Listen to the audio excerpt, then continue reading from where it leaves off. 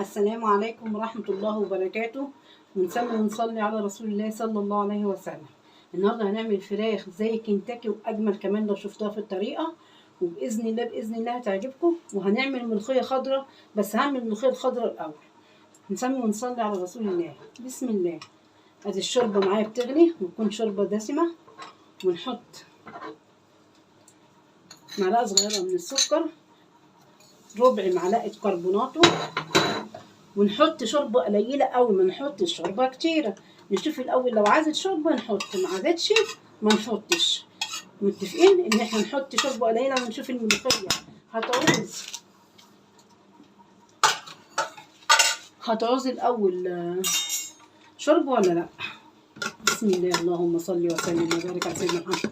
هنبدا نعمل كده، نقلب فيها ونحط واحده من الماجي. انا ما حطيتش ملح لان الشوربه فيها ملح. بسم الله، اللهم صل وسلم وبارك على سيدنا محمد. وافضل اقلب كده اقلب كده. انا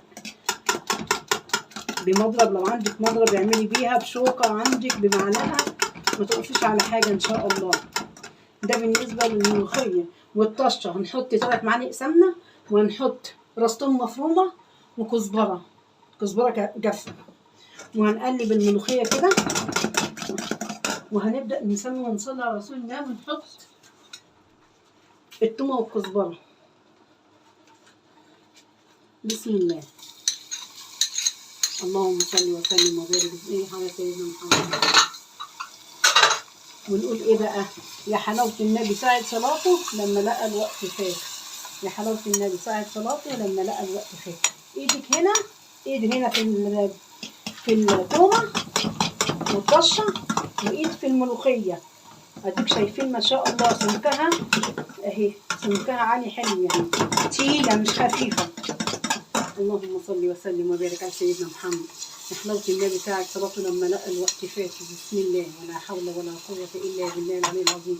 بسم الله، ولا حول ولا قوة إلا بالله العلي العظيم. إيدي هنا وإيدي هنا، إيدي هنا وإيدي هنا. بسم الله بسم الله بسم الله. اللهم صل وسلم وبارك على سيدنا محمد. نبدأ نسمي ونصلي على رسول الله صلى الله عليه وسلم. ما تصفريش التومة قوي عشان ما تبقاش ممررة، يا دوب صفرة صفرة. بتسمي على الرسول والتشري. بسم الله. بصوا سمكها بقى، انا عايزه اوريكم سمكها. اللهم صل وسلم وبارك على سيدنا محمد. ادي سمك الملوخيه، تقيله اهي، ولا خفيفه ولا تقيله. بسم الله. ودلوقتي بعد ما خلصنا الملوخيه، انا جبت 4 وراك. افرض جالك دفع على غفله وانت معكيش فلوس، هتعملي ايه؟ وعندك 8 افراد تاكليهم. هنجيب 4 وراك ونقطعهم نصين. انا بسلقهم سليمه، وبعد ما بتتسلق انا بقطعها نصين. عملتها ازاي الفراخ دي؟ نضفتها تنظيف كويس قوي قوي من تحت الجلد، بدخل ايدي انضفها وانقعها في محلول نقع، ملح وحبه سكر، واسيبها لمده نص ساعه بتعسل.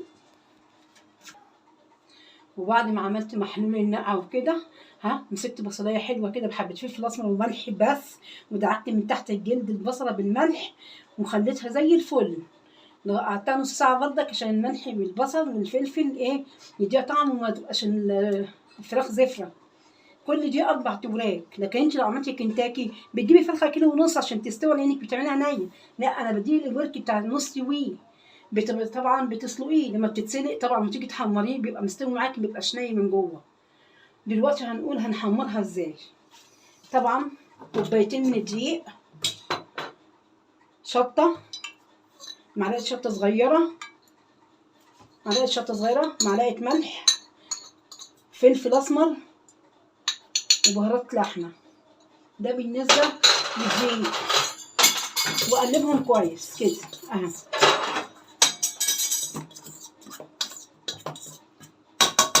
دي للتتبيله. نيجي بقى لتتبيله البيض.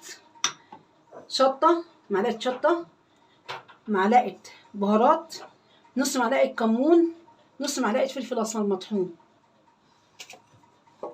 ونجيب بيضتين.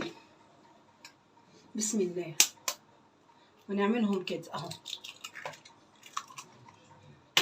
عايزاكم تجربوها وتقولي رايكم فيها ايه. ان شاء الله باذن الله هتعجبكم جامد. تمسكوا كده البيض وتربوه بسم الله، اللهم صل وسلم وبارك على سيدنا النبي.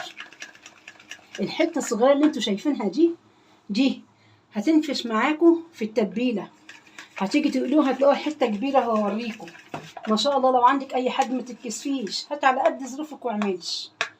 وهعمل كده بسم الله، اللهم صل وسلم وبارك على سيدنا النبي. هعمل كده في الدقيق كده بسم الله، واطلع من الدقيق كده اهو عشان تبقى فيها الكشكشه اللي انتوا بتحبوها اهي. وامسك كده اهي اهي اهي اهي، واكون اضحى الزيت، زيت نضيف، وابدا احط في الزيت بسم الله. لازم الزيت يكون مقدوح. ودلوقتي اهو اديني بقلي، احط في الدقيق واطلع من الدقيق على البيض، وهقليهم ان شاء الله وراجع لكم تاني بعد ما اخلص قليه عشان ما اخدش من وقتكم حاجه. ودلوقتي بعد ما حمرنا الوراك اهم، دول نص الكميه والله. دول وركين ودبوس، وركين ودبوس، ما عملتش الكميه كلها، وركين ودبوس. وادي الملوخيه الخضراء، وادي البتنجان والفلفل المسلوق. وبألف هنا وشفا. يعني لو عندك العزومه مش هتكلفك وهتشرفك في نفس الوقت. ويا ريت هتجربوا لي وتدعوا لي. والسلام عليكم ورحمه الله وبركاته.